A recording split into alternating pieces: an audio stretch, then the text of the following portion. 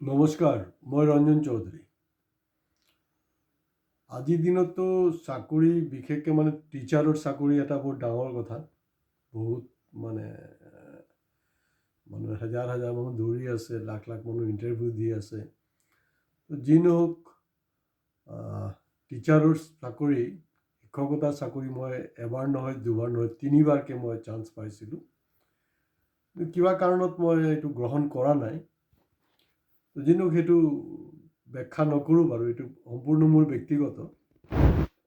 মোৰ যোগ্যতাও আছিলে, তো সেইকাৰণে এবাৰ নহয় মই তিনিবাৰকৈ চান্স পাইছিলোঁ। কিন্তু মই এই প্ৰফেশ্যনটো লোৱা নাই। চাগে ভগৱানৰ ইচ্ছা যে না, মই শিক্ষকতা নহয়, মই বেলেগ কিবা এটা কৰোঁ। চবতো প্ৰভুৰে ইচ্ছা, কোনে কোন ফিল্ডত কাম কৰিব। যি নহওক, মই শিক্ষক হ'লে আজি মেট্ৰিক বা হাই ছেকেণ্ডেৰী ষ্টুডেণ্টবিলাকক কি ক'লোঁ হয়, বা মই একজন দায়িত্বশীল নাগৰিকেই নহয়, দায়িত্বশীল অভিভাৱক হিচাপে মই যোনটো চিন্তা কৰোঁ, তাকেই মই আজি আপোনালোকৰ এই বিষয়বিলাক লৈ আলোচনা কৰিম। আৰু বিষয়টো ছাত্ৰ ছাত্ৰীসকলৰ লগত ঘৰৰ অভিভাৱকে যাতে শুনে, ভালকৈ বুজিবলৈ চেষ্টা কৰক। মই কি ক'বলৈ গৈ আছোঁ, কি বুজাবলৈ চেষ্টা কৰি আছোঁ। কিন্তু আমাৰ চেনেল আপোনালোকে ছাবস্ক্ৰাইব কৰিবলৈ নাপাহৰিব, কাৰণ ছাবস্ক্ৰিপশ্যনটো খুব জৰুৰী হয়। আৰু সকলো ছাত্ৰ ছাত্ৰীক মই আগতীয়াকৈ আশীৰ্বাদ দিছোঁ, চবৰ ফলাফল ভাল হয়। এইটো খুব জৰুৰী হয়, কাৰণ আজিৰ দিনত মেট্ৰিক আৰু হাই ছেকেণ্ডেৰী যোনে যি কওক বাৰু, মেট্ৰিক আৰু হাই ছেকেণ্ডেৰী ৰিজাল্ট কিন্তু মাইনে ৰাখে। আৰু যোৱা কিছু বছৰ আমি এটা শুনি আছিলোঁ যে মেট্ৰিক উইথড্ৰ হৈ যাব, মেট্ৰিক নাকি ছিষ্টেমটো নাথাকিব।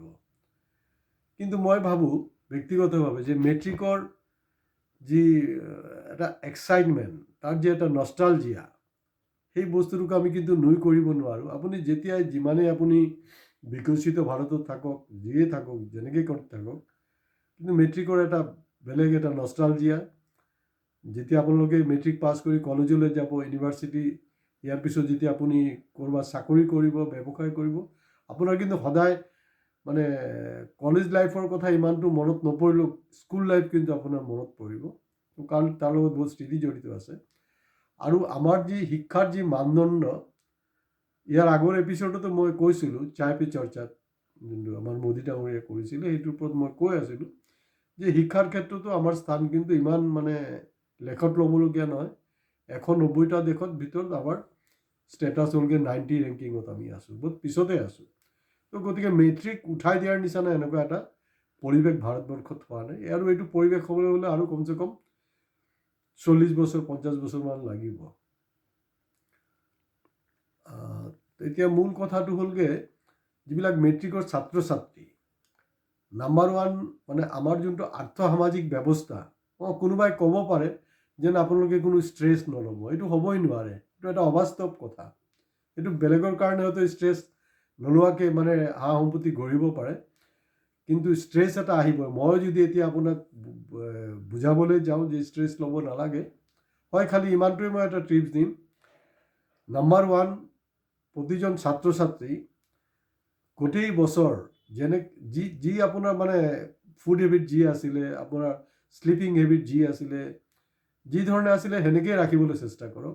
হয়, পৰীক্ষাৰ সময়ছোৱাত ট্ৰাই কৰিব অলপ কমকৈ খাবলৈ। কমকৈ ধৰি লওক, আপুনি আন টাইমত 100 গ্ৰাম খাইছে টোটাল, আপুনি 80 গ্ৰামছ খাওক, 70 গ্ৰামছ খাওক, তেনেকৈ জাষ্ট অলপ ডিঙিলৈকে খাব নালাগে, অলপ হেৰি কৰিব। কিন্তু কোনোবাই যে একেবাৰে নোখোৱাকৈ থাকে, সেইটোও ঠিক নহয়। তেতিয়াহ'লে কি হয়, আপোনাৰ গেষ্ট্ৰাইটিছৰ প্ৰব্লেম হ'ব। আৰু গেষ্ট্ৰাইটিছৰ যদি প্ৰব্লেম হয়, বাইল যদি চিক্ৰেশ্যন হৈ থাকে, এচিডিটি যদি হৈ থাকে আপোনাৰ, তেতিয়াহ'লে কিন্তু মূৰটো কাম নকৰিব। গতিকে আপুনি যিমানেই পঢ়া শুনাত যিমানেই চোকা নহওক বাৰু, কিন্তু at the and of the day আপোনাৰ ৰিজাল্ট কেতিয়াও ভাল হ'ব নোৱাৰে। তো পৰীক্ষাৰ সময়ছোৱাত যোনটো আপোনাৰ টাইম এটা থাকে, টাইমটো ঘড়ী আপোনালোকে মেণ্ডেটৰিলি থ'ব। টিচাৰে ক'ব পাৰে, টিচাৰে জেনেৰেলি যিজন থাকে, চাৰ্জত থাকে, তেওঁ টাইমটো মাজে সময়ত অলপ মেনশ্যন কৰি থাকে মই জনামতে, কিন্তু তথাপিও ঘড়ী এটা থ'বলৈ চেষ্টা কৰিব। আৰু মা দেউতাৰ পৰা সেইটো এটা উপহাৰ ল'বলৈ চেষ্টা কৰক, কাৰণ এতিয়াতো ল'ৰা ছোৱালীবিলাক মোবাইলহে বিচাৰে, মোবাইল আছে, মোবাইলৰ জগত আছে, কিন্তু ঘড়ীৰ মাহাত্ম্য এতিয়াও ঘড়ীতে আছে আৰু। তো সেইটো এটা বেলেগ ষ্টাইল হয়, বেলেগ পেচেঞ্চ হয়। তো গতিকে ঘড়ী এটা থ'ব লগত, সেইটো খুব জৰুৰী হয়। আৰু খুব সঘনাই আপুনি চাই থাকিব নালাগে। So' it will create nervousness among you. আপুনি চিম্পলি অলপ এটা গেপত আপুনি চাব, আপোনাৰ যোনটো টাৰ্গেটেড টাইমত চেষ্টা কৰিব তাতকৈ 15 মিনিট আগত আপোনাৰ যি শেষ কৰিবলৈ আছে শেষ কৰি পেলাব লাগিব। আৰু মই সেইটো কেতিয়াও নকওঁ যিবিলাক টাফ কুৱেশ্যন সেইটো আপুনি আগত কৰিব, সেইটো নহয়। আপুনি কুৱেশ্যন নম্বৰ 1 পৰা চিৰিয়েলি আপুনি কৰি যাব। আৰু খুব যদি একেবাৰে কণ্ট্ৰল নাই আপোনাৰ, সেইটোক তেতিয়াহ'লে বাদ দিব। তেতিয়া সেই লাষ্ট 15 মিনিট থাকিব, তেতিয়া সেইটোক চান্স এটা ল'ব আপুনি। কিন্তু আপোনাৰ প্ৰায়ৰিটি থাকিব কি, যেনেকৈ ক্ৰিকেট খেল এতিয়াতো ল'ৰা ছোৱালীবিলাকে চায়। আমাৰ সময়ত টেষ্ট মেচ হৈছিলে, তাৰপিছত ওৱান ডে আহিলে, এতিয়া 2020 হ'ল। তো ওৱান ডে মেচতো আমি দেখিছোঁ কি ফাৰ্ষ্ট যে 15 অভাৰ থাকে, 15 অভাৰত বেটছমেনবিলাকে মেক্সিমাম স্ক'ৰ কৰিবলৈ চেষ্টা কৰে, কাৰণ ইয়াৰ পিছত বল ঢিলা হৈ যায়, স্ক'ৰ কৰিবলৈ টান হয়, গোটেই ফিল্ডিঙৰ ব্যৱস্থাটো হেৰি হৈ যায়। গতিকে এই কথা বতৰাবিলাকৰ লগত কিন্তু আপোনাৰ এক্সামৰ যে টাইম মেনেজমেণ্ট, স্ক'ৰ মেনেজমেণ্টৰ এটা ওতঃপ্ৰোতভাৱে সম্পৰ্ক জড়িত হৈ আছে। তো গতিকে এই খুব বেছি ষ্ট্ৰেছ নোলোৱাকৈও মানে এই কামখিনি আপুনি তাত কৰিব। হয়, এতিয়া চাব, যেতিয়া ল'ৰা ছোৱালীৰ ৰিজাল্ট ভাল হ'ব ন, ভাল হোৱাৰ লগে লগে কিন্তু আপোনাৰ বিভিন্ন টিভি চেনেল, পেপাৰ পত্ৰিকাত মানে ফটো চটো ওলাব যে কোন ফাৰ্ষ্ট হ'ল, কোন ছেকেণ্ড হ'ল, কি কথা, কোনে কিমান মাৰ্কছ পালে। তেতিয়া চাব যে অভিভাৱকবিলাকেও ফটো মাৰি আছে। ভাল কথা, মাৰিব, তেওঁলোকৰতো অধিকাৰ আছে। মোৰ ল'ৰা ছোৱালী এনেকুৱা ৰিজাল্ট কৰিছে, নিশ্চিতভাৱে তেওঁৰ অধিকাৰ আছে, এইটো তেওঁৰ ল'ৰা ছোৱালী।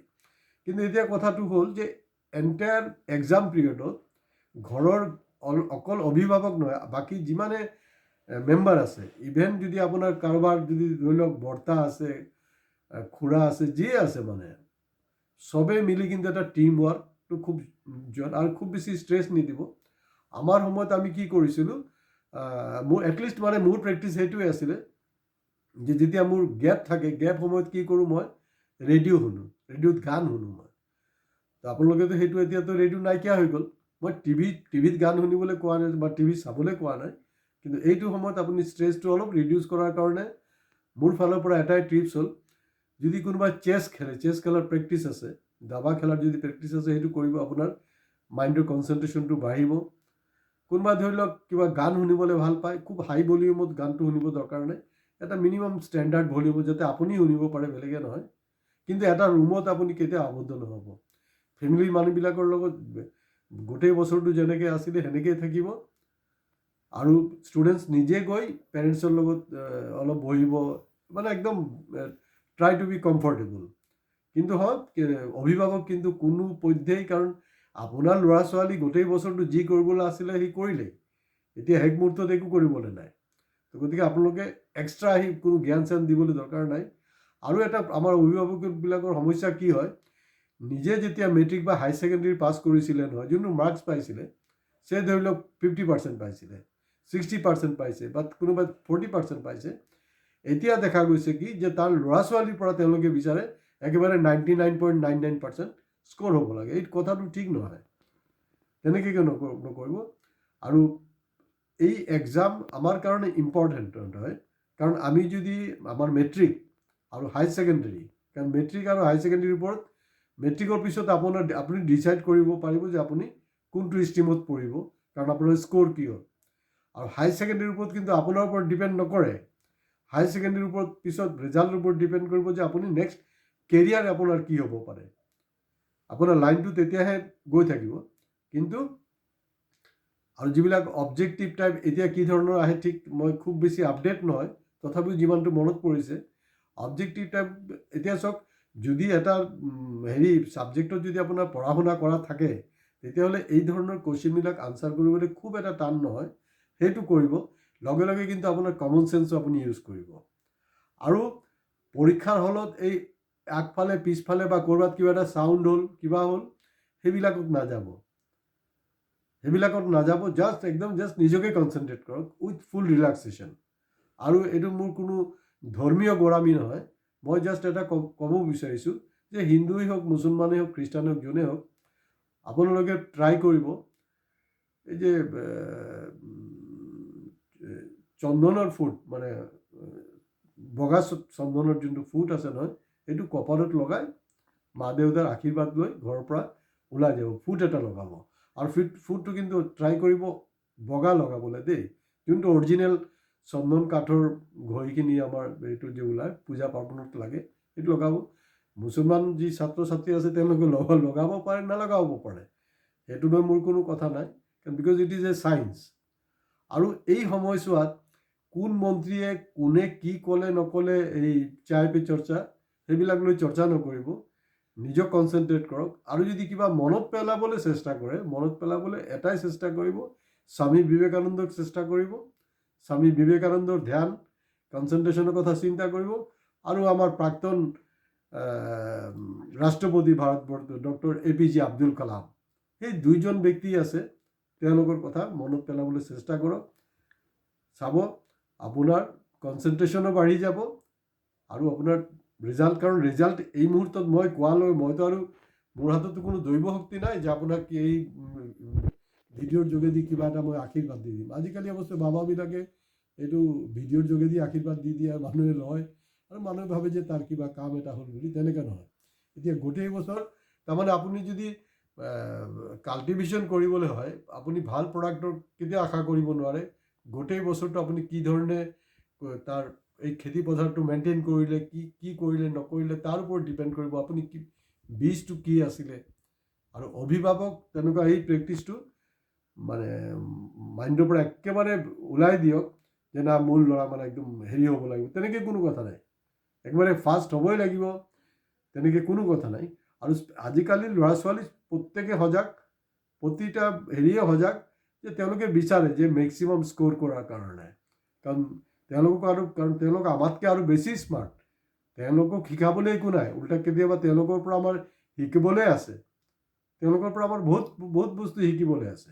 গতিকে মোৰ ফুল মানে কনফিডেঞ্চ আছে অসমৰ যি ল'ৰা ছোৱালী যিবিলাক মেট্ৰিক আৰু হায়াৰ ছেকেণ্ডেৰীত অৱতীৰ্ণ হ'বলৈ গৈ আছে, এতিয়া আহি পাইছেহি। আৰু মোৰ এই যে এই ভিডিঅ'টোত চেষ্টা কৰিব যোনে পাব, পোৱাৰ পিছত এইটো বেছিকৈ বেছি শ্বেয়াৰ কৰিবলৈ, কাৰণ মই তেনেকুৱা নহয়, কোনো তন্ত্ৰ মন্ত্ৰৱালা বাবা নহয় যে কিবা এটা মেছেজ আহে ফৰৱাৰ্ড কৰিবলৈ কয় নহয় যে যদি আপুনি নকৰে আপোনাৰ অমুক হৈ যাব তমুক, এইবিলাক নহয়। মোৰ উদ্দেশ্য এটাই যে আপোনালোকে শ্বেয়াৰ এইটো কাৰণে কৰিব যাতে আমি মানে অভিভাৱক আৰু ছাত্ৰ ছাত্ৰীক বেছিকৈ সজাগ কৰিব পাৰোঁ, ভাল যাতে অসমৰ এটা ৰিজাল্ট হ'ব পাৰে, তাৰ কাৰণে আগতীয়াকৈ আমাৰ ফালৰ পৰা শুভেচ্ছা থাকিল। আজি ইয়াতে শেষ কৰিছোঁ। নমস্কাৰ।